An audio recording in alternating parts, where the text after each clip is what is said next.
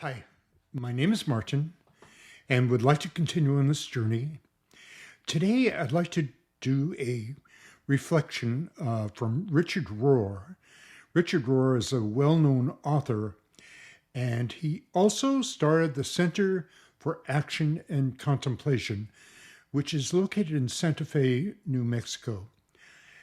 This reflection is, I think, very, very important for all of us. So I'll begin. On spring and summer mornings, I love to go out early with my little cup of coffee and walk through my garden with my dog. If I can somehow let my roots and tendrils reconnect me with the givens of life, as Bill Plotkin calls them, not the ideas about life, but the natural world, what is, I experience the most extraordinary grounding, connection, healing, and even revelation. One little hopping bird can do it for me. Many of us have a sense of self or identity created by our relationship to ideas, thoughts, and words.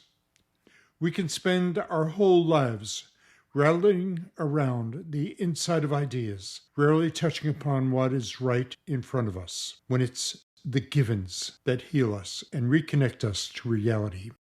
We spend a majority of our time interacting with thoughts and opinions about everything. We're almost entirely fixated on our computers, smartphones, news feeds, email, social media, and perhaps selfies. This is, of course, an unnatural world of our own creation. We don't even realize that we've disconnected ourselves from the only world that people lived in for most of our human history. One of the foundational reasons for our sense of isolation and unhappiness is that we have lost our contact with nature. In the natural world, there is no theology to agree or disagree with. We don't have to identify as Presbyterian or Lutheran, male or female, conservative or progressive. There is nothing to argue about. It is in contact with all the givens, that which has been available to every creature God has created since the Big Bang, that something is indeed given. I guess in the spiritual world, we would call it grace. This is not some New Age idea. In Scripture, we read, "What can be known about God is perfectly plain, since God has made it plain." Ever since God created the world, God's everlasting power and divinity, however invisible, has been there for the mind to see in the things that God has made. That is from Romans chapter 1, verses 19 and 20.